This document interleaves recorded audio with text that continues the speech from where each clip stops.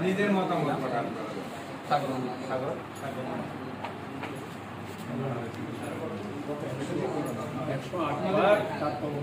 কত আপনাদের নামটা মধ্যে আমি একটা কথা বলি। সবাই আমার সিনিয়র কিছুদিন আগে আপনাদের রুকিয়া আমার উনি কক্সবাজার সংবাদ এবং অর্থনৈতিক থেকে আমার রুকিয়া সংযোজন নির্বাচন